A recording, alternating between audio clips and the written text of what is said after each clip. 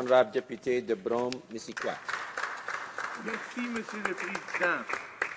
Aujourd'hui, je prends la parole sur le projet de loi C-20. C-20 vise à mettre en œuvre un accord commercial avec le Honduras. En 2013, alors que je siégeais sur le sous-comité des droits internationaux de la personne, nous avons abondamment étudié le cas du Honduras, justement. Je crois donc être en mesure d'avoir les faits nécessaires pour m'opposer à ce projet de loi. Le régime despotique qui règne sur le Honduras se caractérise par ses pratiques antidémocratiques, sa corruption, ses institutions défaillantes, ses antécédents de violation des droits de la personne. Le Canada ne devrait donc pas signer d'accord de libre-échange avec ce pays.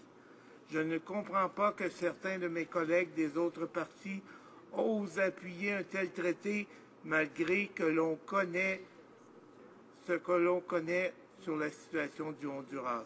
Selon moi, quand on vient le temps d'évaluer un accord commercial, il faut se demander si le partenaire respecte la démocratie et les droits de la personne.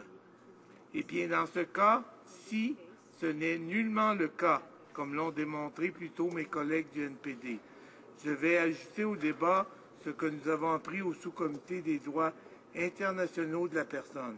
Comme vous le savez, le Honduras n'est pas un État de droit. Les droits de la personne sont bafoués. Il y a des meurtres à répétition, il y a de la corruption et l'impunité y règne abondamment. Le professeur Gordon de l'Université Wilfrid Laurier témoignait à notre comité qu'il faut douter que les élections au Honduras soient libres. Des membres des partis d'opposition ont été assassinés, d'autres sont menacés et ainsi de suite. Depuis le coup d'État 2009, la violence et la répression y sévissent comme jamais auparavant.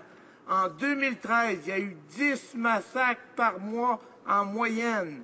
Selon le professeur Fryne de l'Université de Californie, 80% des crimes au Honduras restent impunis.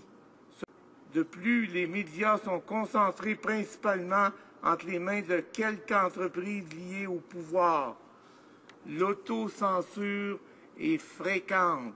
La corruption de journalistes et la manipulation de la publicité seraient utilisées pour assurer une couverture positive et faire taire les opposants. Une loi d'adoption récente pénalise le fait de critiquer une compagnie ou de critiquer injustement les éléments du gouvernement. Dans ces conditions, il est difficile de juger de la situation réelle sur le terrain. De plus, certaines critiques ont été formulées à l'égard des villes à charte que le Honduras veut implanter. Ces villes à charte visent à donner aux compagnies étrangères un accès privilégié et exclusif à la main-d'œuvre bon marché et aux ressources naturelles du Honduras. Cet accord est taché du sang des Honduriens. Sur le plan international, nous risquons de nuire à la réputation du Canada si nous nous engageons dans un partenariat avec un tel régime. En 2011, les gens de Brome-Missisquoi m'ont envoyé ici dans l'espoir de construire un Canada différent. Vu les faits que je viens d'élaborer, je ne peux donc pas donner mon appui au projet de loi C-20 et j'encourage ceux qui sont encore indécis à s'y opposer. Merci, Monsieur le Président. Je suis prêt à entendre tout le monde, mais j'ai entendu des horreurs au sous-comité des droits internationaux de la personne concernant le Honduras. Et pour toutes les raisons que je viens de dire, moi, je mettrais l'accent sur les pays qui respectent des normes élevées concernant les droits de la personne, les droits de l'environnement, etc., comme le Japon, l'Inde, le Brésil, l'Afrique du Sud, etc. Le Canada doit conclure des accords internationaux qui vont avoir des retombées positives au plan international et au plan national. Merci, Monsieur le Président. Questions et commentaires. L'honorable député de Winnipeg Nord. Yes, thank you, Mr. Speaker. It's interesting hearing the comments from the member. Given the fact that the NDP have never, ever stood inside the House of Commons and voted in favour of a trade agreement. They've never done that. They might say, oh, yeah, we supported this agreement or we something of that nature, but they've never actually stood and voted in favour of a free trade agreement. The question I have for the member is, given his comments, am I to conclude that the NDP's position in regards to the trade file is that if there are human rights violations in countries, that we should not be looking at trading with those countries? For example, China. Does this particular member believe that we should be having trade with China, given its reputation? Honorable député de Brome-Missisquoi. Je remercie le député pour sa question et je répondrai que le NPD est très conscient de l'importance du commerce pour notre économie. Mais on choisit de faire des affaires avec des pays qui sont en voie qui ont une certaine volonté politique, qui ont une amélioration à respecter les droits de la personne, les droits de l'environnement, etc. Pas les pays comme le Honduras. Un commentaire. L'honorable député de Brome-Missisquoi. Merci, Monsieur le Président. J'aimerais demander d'abord remercier mon collègue pour son discours. Donc, j'aimerais demander au député d'en face s'il sait que le Honduras tolère les sociétés qui font du tort à l'environnement, qui violent les droits des Autochtones, qui méprisent les vœux des populations locales, qui laissent agir les escadrons de la mort paramilitaires, qui intimident les citoyens et commettent des actes de violence à l'égard de personnes qui manifestent pacifiquement leur désaccord.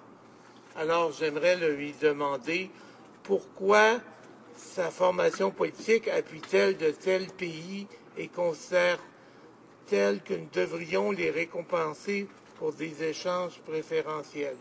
Merci, Monsieur le Président. The honourable member for Palliser. Thank you, Mr. Speaker, and thanks to the honourable member for his question. Partnership for Development Innovative Branch is from the province of British Columbia. The Honduras budget, $1,099,278 is working with Honduran Law Enforcement and Justice Institute to reduce impunity and improve human results,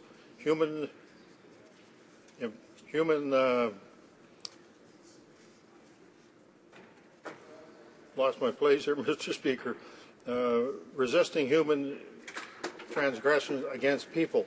So there is something in place. It's through the University of British Columbia that is working with the Honduras program, and there's also trainees are participated from this training program to work in internship Canadian justice sector. So there's work there that's happening between Canada and Honduras in terms of human relationships, and so, Mr. Speaker, that is in effect and growing. Questions and comments. L'honorable député de Chicoutimi-Le-Fjord. Oui, Monsieur le Président. Donc, plusieurs de mes collègues conservateurs en face, suite à mes questions par rapport au traitement des droits humains en Honduras, qui je juge qui sont inacceptables, là, que le Canada puisse faire serrer la main au Honduras malgré qu'il se ferme les yeux. Encore là, je vois une autre statistique. Les responsables des crimes jouissent d'une impunité presque absolue en Honduras. D'après les chiffres de l'État hondurien divulgués par PEN International, PEN International, moins de 1% des crimes font l'objet d'une enquête policière dans ce pays. J'aimerais demander au gouvernement conservateur comment est-ce que vous pouvez justement là, coucher avec le pays comme Honduras et faire des affaires en or.